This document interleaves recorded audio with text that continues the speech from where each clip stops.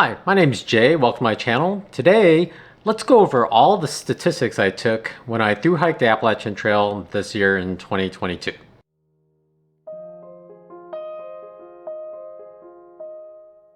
So while I was on trail, I did the same thing I did on the PCT as well as Arizona Trail. I brought a little waterproof notepad and I kept track of various statistics throughout the hike. It seems like as I hit more and more long trails, I record more and more stats each time. So on the Appalachian Trail, I actually logged a lot more. Plus, I carried a little thermometer that logged temperatures throughout the day, and it saved them all.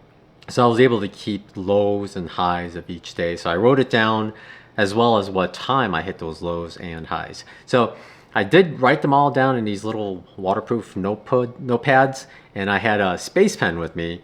And the reason I love space pens, by the way, I've carried a space pen on every long hike, is they don't pop no matter how hot it is or how much you bash them around, and they don't freeze. Not many of you probably have gone backpacking where you try to use a pen and the ink's frozen, but a space pen will not freeze down to some crazy temperature. So I love them, but I carried a little space pen with me. It's a Fisher space pen, and I logged them in notes. And here's a little shot of my notepad, and I'll flip through. But basically, almost every day I kept notes, except for the zeros. Some zeros I did, but 205 days is how long it took me altogether to hike the Appalachian Trail. So that is just shy of 7 months. But I did take quite a bit of zeros. So let's go over the statistics. So here is my spreadsheet. Let's go to the very top. And I started thru hike on January 28th. And as we go across, you'll notice Z is the 26th column. There it is. And we still have several more columns. I think it came to about 40 columns altogether of various statistics that I put in here. I did use formulas to figure out the zeros based on other columns, so I didn't have to count that out. It's all pretty automatic, and I verified the totals. I even included the Jana gap here. In case you don't know, the Jana gap is the Jay and Tina gap, because Tina started the hike right here 52 days after I did, and she had a 455-mile gap. 52 days. So that was that. So let's go back to the beginning here. January 20th is when I started. The first columns I pulled in off of a Fitbit export. I did wear a Fitbit the entire time on trail. I didn't wear it when I was hiking though, because if you wear a Fitbit on your wrist, I don't know how other like cadence monitors are, but if you use your trekking pole sometimes every other step, it actually counts that as one step. So you lose not 50, but at least like 30 to 40% of your steps. So your total steps will be a lot less. So I clipped my Fitbit to my backpack anytime I had my backpack on and I was ready to go. So I felt it counted everything pretty well, but we'll get to the stats here in a bit here. Now back to the spreadsheet. Calories burned first day, things like that. Steps for each day. Generally, just steps. Distance, it calculates distance based on stride. So the distance is not necessarily equal to actual distance, so you shouldn't go by that exactly. Next is floors. Generally, Fitbit thinks 357 floors that day, but each floor is usually about 10 feet of gain. So floor is 357 feet, or 357 floors comes to about 3,570 feet of gain. But we'll verify that when we look at actual elevation gain here. Minutes sedentary, it kept all these other stats.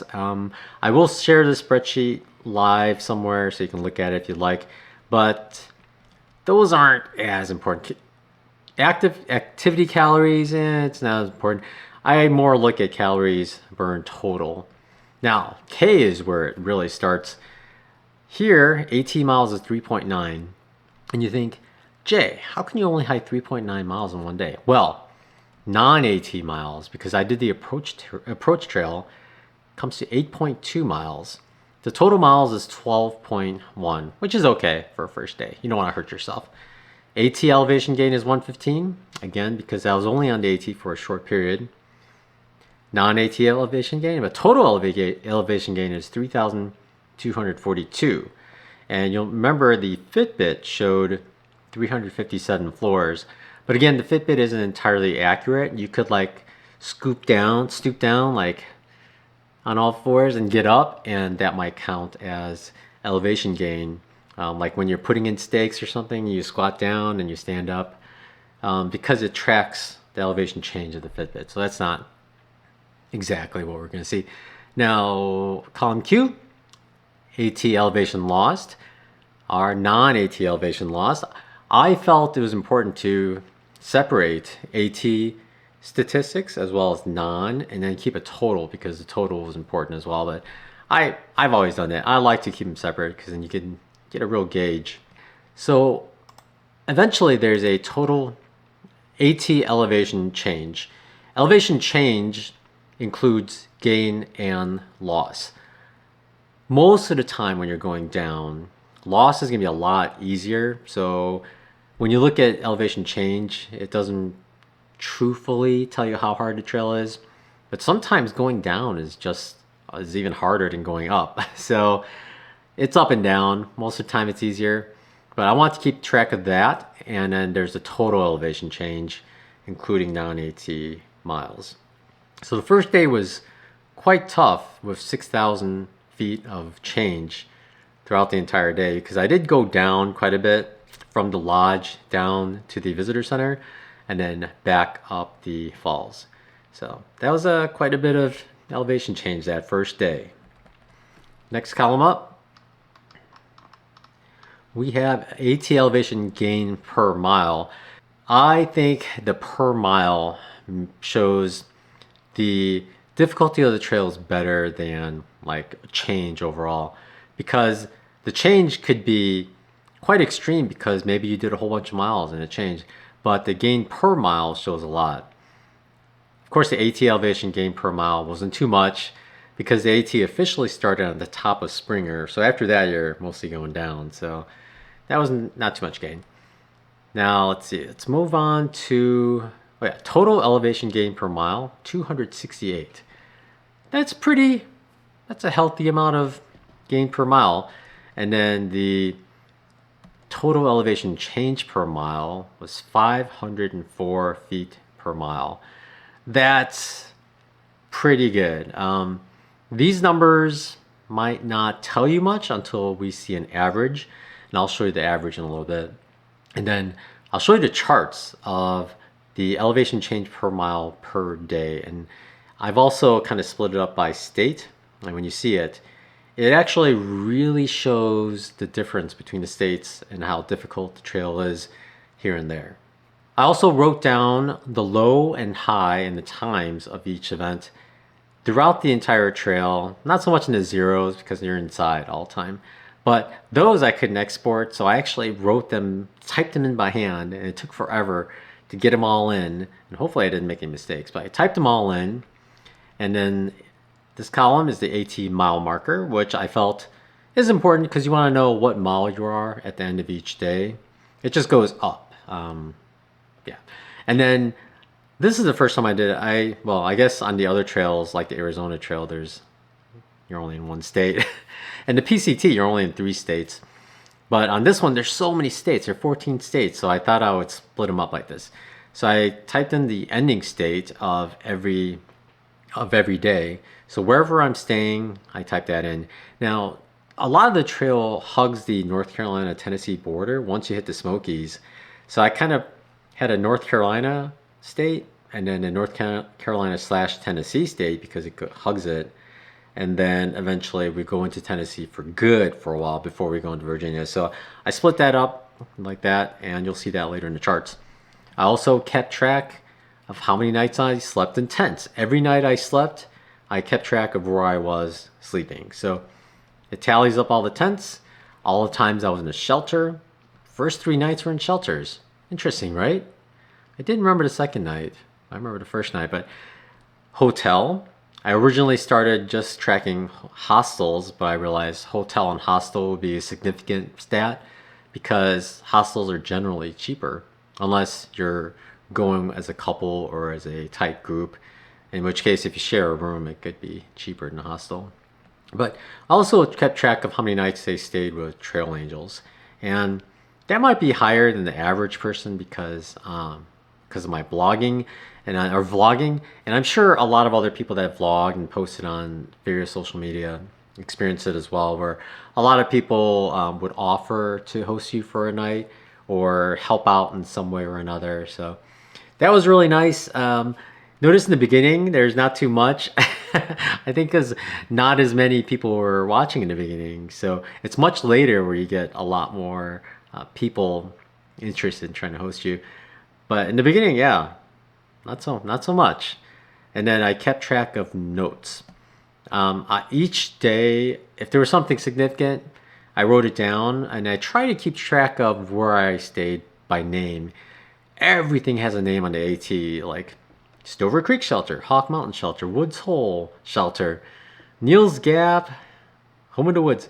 So, and if I camp with people, I try to write their names as well, just so I remember like when I met them, maybe when we diverged, things like that.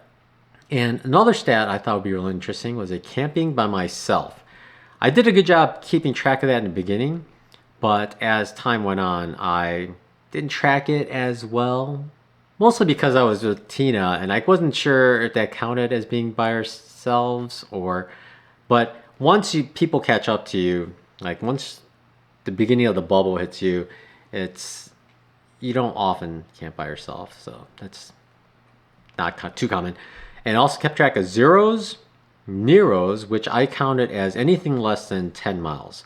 So anything single digit, and none of this rounding business. 9.9 is still considered Nero in my book. You just have to set a point. But so the Neros and a column for the Jaina gap, which started later. And let's get down to the total so we can see the averages as well. This spreadsheet here counts all my zeros. So the averages here are not going to be true averages in a sense, because during a zero, I would have hiked 0 miles, and that would have thrown off actual average hiking miles. But although you kind of need the average miles to determine overall length of your hike, so we'll just look at that and you can determine if that's important to you.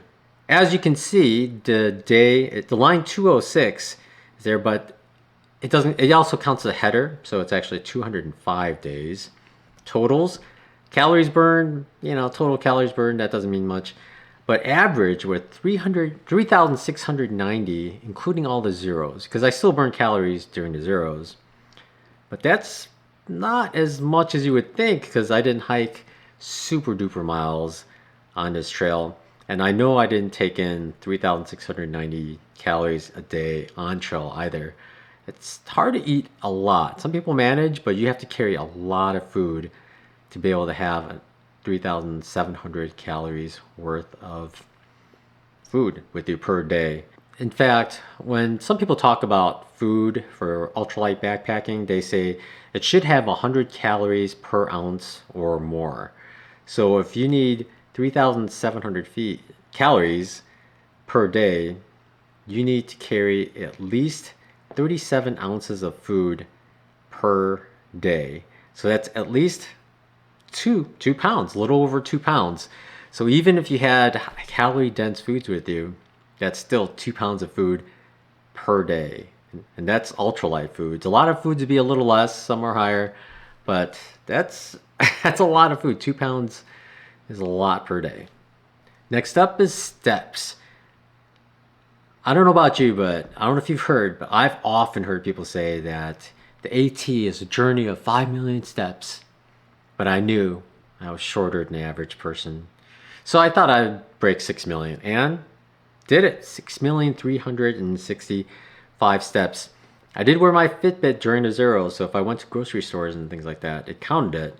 So we'll look at a spreadsheet where we only count the hiking days, where I took out all the 0 days, and see if we break 6 million. But 6,365,000 steps. That's pretty good. Distance, 2760. That's a guess based on stride again. In fact, let's head all the way over to total distance, which will be in line M, 2,248. So Fitbit thought I walked about 500 miles more than actual miles. I did wear it during my zeros, but there's no way I hiked 500 miles worth in towns, going to grocery stores and things like that. So again, Fitbit though, it just works by stride, so it can be off.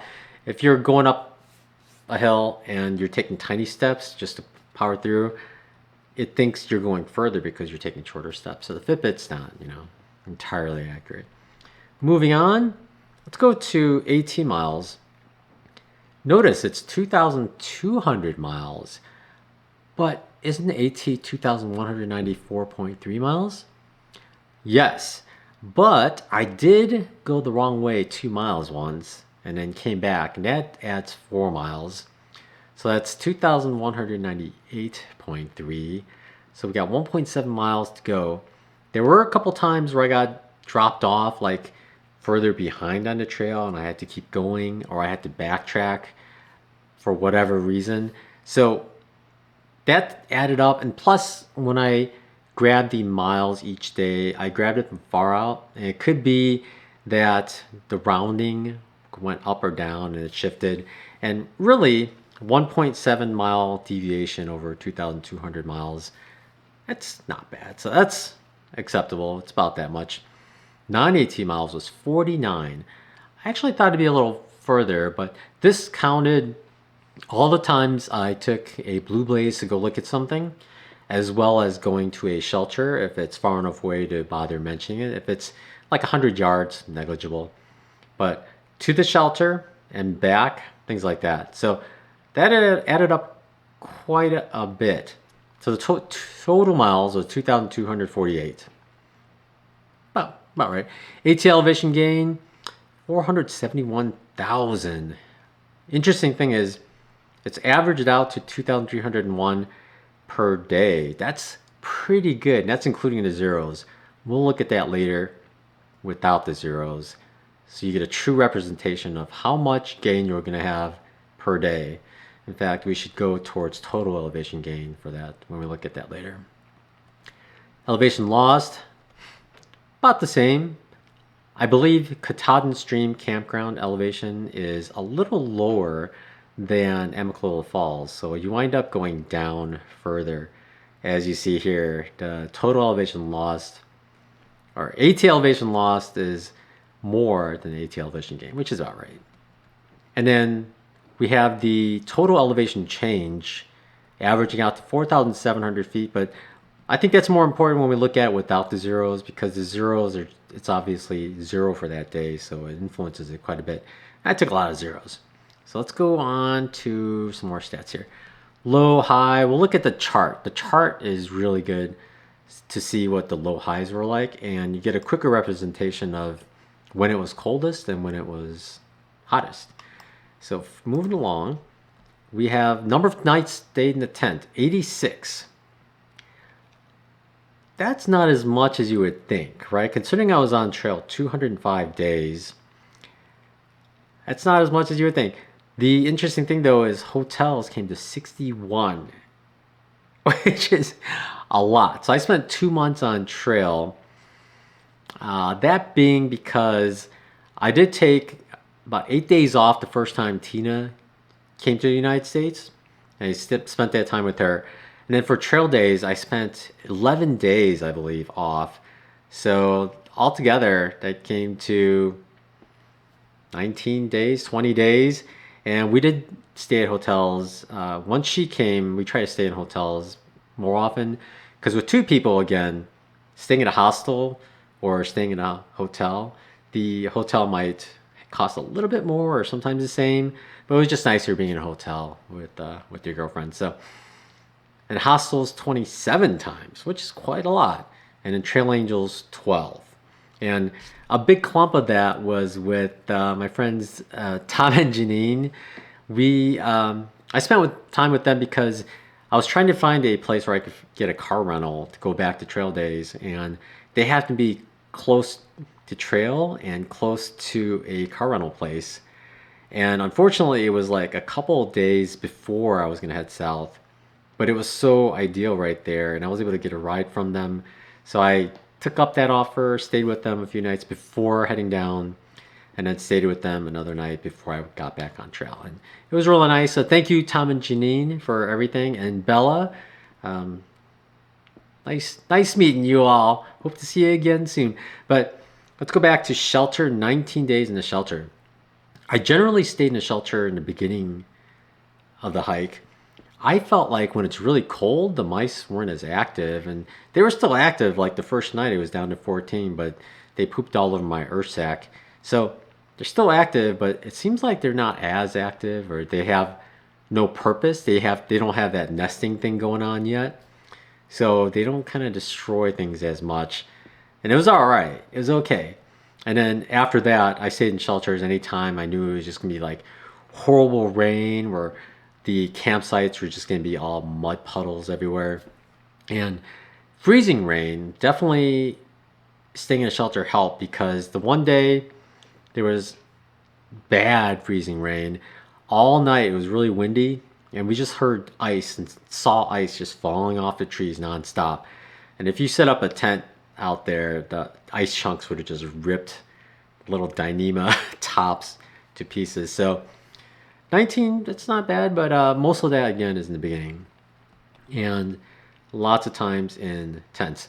Now the AT, you spend a lot less time in tents and shelters, really, because I guess if you have the funds, there are just so many towns and hostels along the way. So you could stay a night and then jump to a hostel. In fact, there were several people who were platinum blazing. I think it was in Virginia, where they were just going hostel, hostel, hostel, hostel, hostel. Like they were barely ever staying at tents. In fact, some of the vloggers that start early, you can see them, they never stay in their tent until like the Smokies, because they're getting picked up by shuttle and going somewhere else every night. So I guess it depends on what you want to do, but I spent 86 nights in a tent, 19 shelter, hotel, quite odd, 61. And the other reason I stayed in hotels more than the average person, by the way, is because I found I liked staying at hostels because I got to meet more hikers and socialize, but I couldn't edit nearly as many videos. I would get maybe one, maybe two done if I was lucky. But if I was in a hotel, I had the freedom to just stay up as long as I wanted, and I wasn't disturbing anyone. So I wound up getting all my work done if I stayed in a hotel. So I tried to do that later just to keep the work going.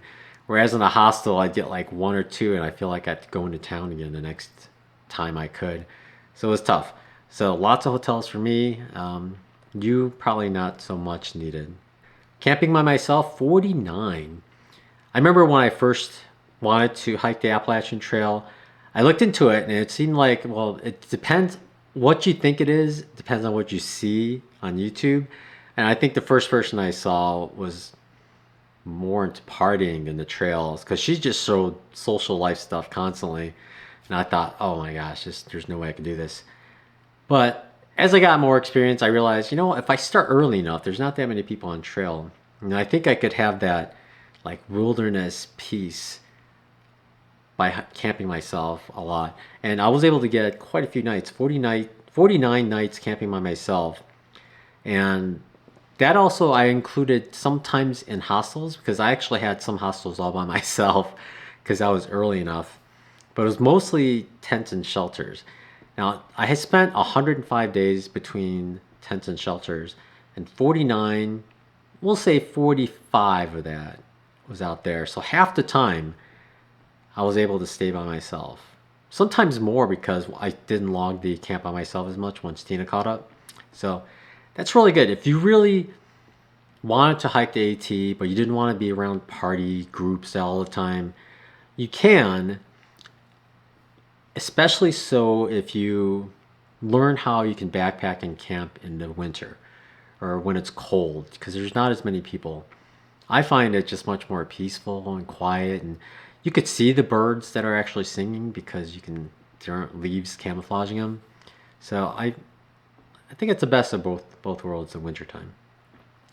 Total zero, yes, 46 zeros. That is a lot, yes. That's a month and a half of zeros. But again, about 20 days was spent with Tina or trail days. Trail days was a big one.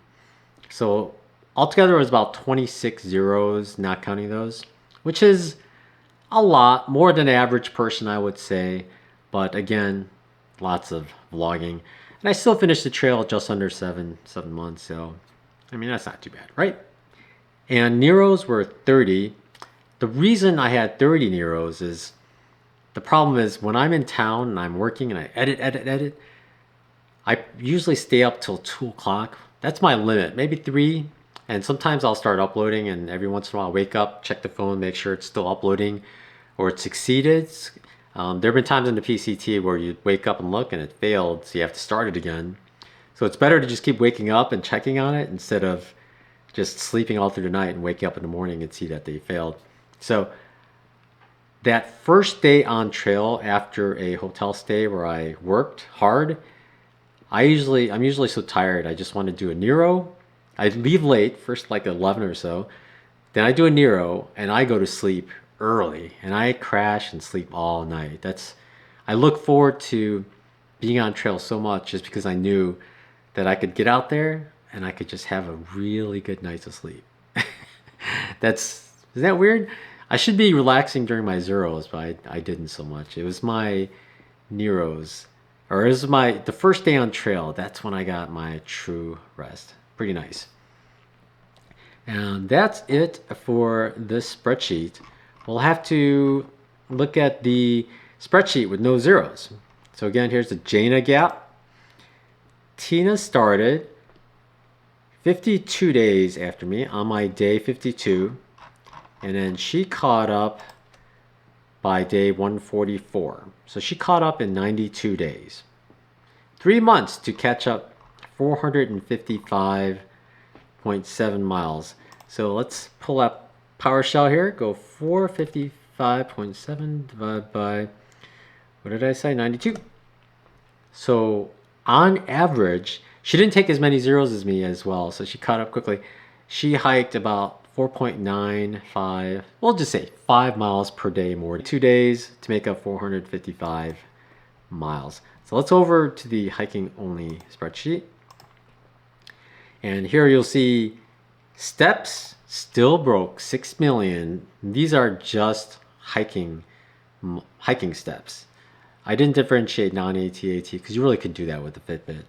But average steps per day, 38,000 steps per day.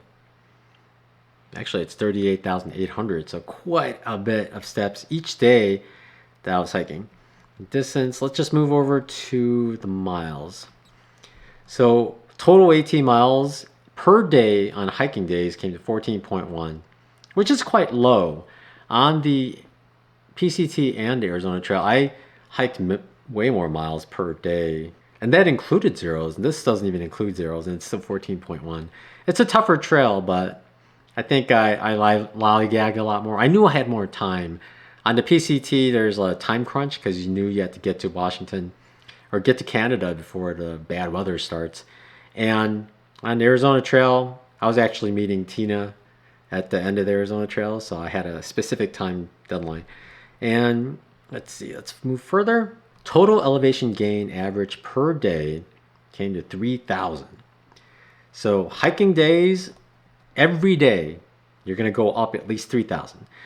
Averaged. Of course, later on, there's going to be way more per day, and some days it's going to be way less, but 3,000 per day. That's quite a bit. And then elevation change came to 6,090 feet change per day, which is quite a bit. Let's look at it per mile. Here we have total elevation change per mile, and I averaged it out, and it came to 439 feet change per mile, which is pretty high. I believe, well, I know the AT has the most change per mile, and it is significantly higher than the PCT. I'll dig up the PCT stats and put them right here, but it's definitely much higher, but it's quite high. And then let's go further here. What was the other stat we're going to look at? And that's it, really. Let's move on to the charts. Now, I do use OpenOffice to chart everything. And OpenOffice, of course, is a open source program, and it's not the best. A lot of features were missing. So I uploaded to OneDrive, and I used their XL, the web version, and it was also missing a lot of features, but I was able to map out enough where you could really see the chart. So let's check them out here. The chart you're seeing here is the daily elevation gain per mile. So these are just the climbs. You'll notice some weird wobbly things like in TN in Tennessee, there's a huge weird line. That's because when I charted it out, I used dates along the bottom and I couldn't skip dates. It filled it all in and it just drew a line between the gaps for the zeros. The Tennessee one was where Tina showed up and I took a little over a week off. And you'll notice further on the right, there's Maryland, and that's where I went down to trail days. There's a big gap there. Maryland should be just as tiny as West Virginia because miles wise, they're pretty tiny. So let's skip over to the beginning and you'll see Georgia. The red line you see along the middle there, that is the average daily elevation gain per mile on only the hiking days. It ignores all the zeros. So that should be a good representation of the real average per day on trail, because we want the average elevation gain per mile when you're on trail, because when you're sitting in a hotel, that doesn't matter so much. But let's look at Georgia again.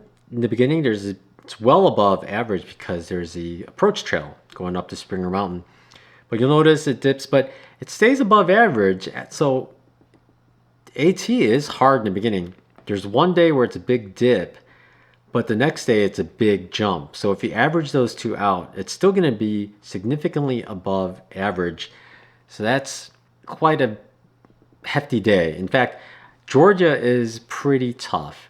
If you're starting out and you're going right from the couch and you want to get going, Georgia's tough. So don't underestimate Georgia. North Carolina then, there's a dip and it stays below for a little bit, but then it goes up, a little above average overall. And then North Carolina, Tennessee, you notice right between North Carolina and the North Carolina, Tennessee portion, there's a big jump. But that's because you're going into the Smokies. And as soon as you leave Fontana Dam, it just up for quite a while. So there's a big jump there. And then the elevation gain goes down quite a bit for a bit, because once you're up there, you're mostly on the ridges and you're going up and down quite a bit, but you're kind of not as much sometimes.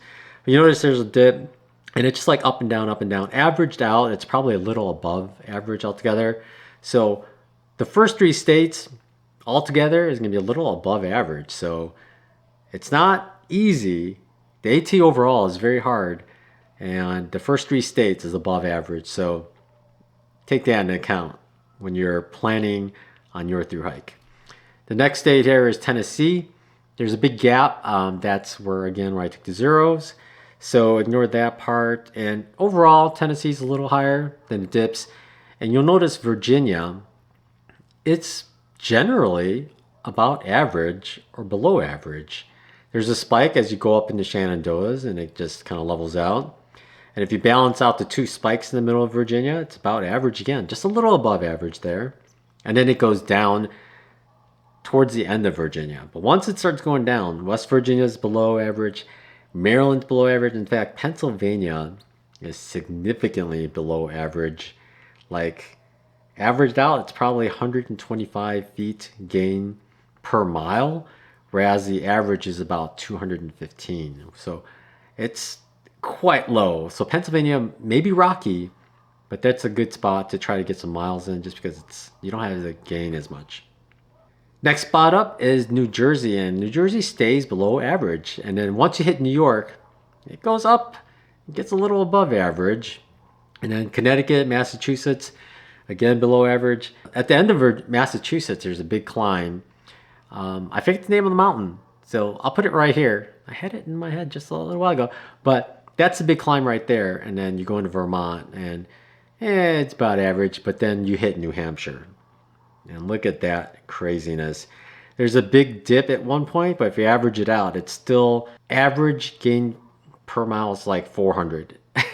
Maybe 350 per mile for that state. And considering the average overall is about 215, that's significant. That's New Hampshire gets hard really quickly. And then kind of dips. Maine, the beginning of Maine is still just as hard.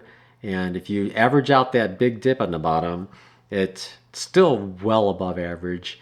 And then once you get into the 100-mile wilderness, there's a little bit in the beginning, and it just kind of levels out. And then the last day of Katahdin, you just go up, up, up. So lots of gain there. Pretty interesting layout of the gain per mile. So let's look at elevation change per mile now. Here it is again. You'll see the average is about 430, I believe, feet change per mile. You'll see Georgia is well above average for the change per mile. Earlier, the gain was a little above average, but you'll see the change per mile is significantly more because there's a lot more down. And North Carolina, Tennessee, in fact, most of the time you're going higher than average for all those states. And then once you hit Virginia, you get a little reprieve. That's why the beginning of Virginia feels so easy, because after everything else, it just feels so much easier. And then once you're out of Virginia, it just drops quite a bit. Maryland, Pennsylvania, New Jersey, New York, Connecticut, most of Maine. But then it starts going up, and there's New Hampshire hogging up the rest of the chart. And then after that, you'll see where you go into Maine, and it gets a little harder again because in the beginning of Maine, it's tough. And then it starts dipping down as you enter the 100-mile wilderness. And then the last day, Katahdin, because you have to go all the way up and all the way back down. So you'll see that the change per mile is quite high there. It's almost not the highest of all of them, but it's the third highest. So the last day is quite tough. The next chart I want to show you is miles hiked per day. And on the PCT, it mapped up pretty nicely. On the Arizona Trail, it did as well, but on the AT, it just kind of, because I think on the AT, if you start early enough, you have so much time, you can just kind of goof around and hike however many miles you want and finish in 7 months. And it's still not that late of a finish. August 20th, I could have gone another month and it would have been fine, which is kind of crazy. But let's look at the chart. You'll see total miles per day. In the very beginning, I knew I had to start slowly because I didn't want to hurt myself. So Georgia, North Carolina, and then Tennessee. You see that spike? That's because Newfound Gap was closed and I had to walk down into Gatlinburg. So that's the reason there's a huge mile spike there. And then it's kind of average. I stayed above 15s. There was a big zero. And then once I got into Virginia, I actually kind of increased my miles and had a bunch of over 20s. Maryland. And then Maryland, I went down to trail days, bunch of zeros again. And then Pennsylvania, kept it low because I planned lower miles per day because of all the rocks. I wasn't sure what the terrain was going to be like, so I didn't want to plan 20s and not make it. Because when you resupply, you have to have so much food. And I guess I could have gone more certain days, but again, I was trying to enjoy myself. But after Pennsylvania, there's New Jersey, New York, few days off there, and then didn't really jump in miles until I got to Vermont. I think there was one day where I knew it was going to rain in the morning, so the previous day I pushed more miles, and this was with Tina as well, just so we could sleep in the morning. Because if you do a bunch of miles the day before and it's raining in the morning, you could just sleep in until the rain stops and you could get going after that. And after that, there are a couple of gaps you'll see with zeros in New Hampshire, because the first one was because there was bad weather at Mount Washington and we didn't want to hike up there in bad weather, so we waited it out. And then the second gap was when we got COVID, so we wound up stuck at a hotel for 5 days. But you notice New Hampshire, there are several lower mile days. And then once we get into Maine, pretty crazy, right? We only took 1 0. It was almost a month and we only took 1 0. And we had several big days in there. Before you get to Shaw's, it's actually several days of pretty smooth terrain, so you can get good miles in. So, and then towards the end, it was just minimal miles per day because we had to get to the campground at Katahdin Stream Campground. And from there, it's just up to the top and back, and it's not that many miles altogether. But that's the total miles per day. The next chart up, I'll show you here, is the temperature chart. And it's actually quite interesting. It's not as clean as you would hope for, but you know, that's weather for you. But you notice in the beginning, it starts out quite cold. Highs are actually not too bad. The lows, the first night was pretty bad. Got down to about 14 degrees. It was pretty cold. But you'll see the lows actually go up. They go up and they kind of go down. And oddly enough, it dips below freezing even into mid-April. So no matter where you are, by mid-April, you might get frozen over once in a while. So you have to prepare for that. The big gap you see in the middle, that's where I went to trail days.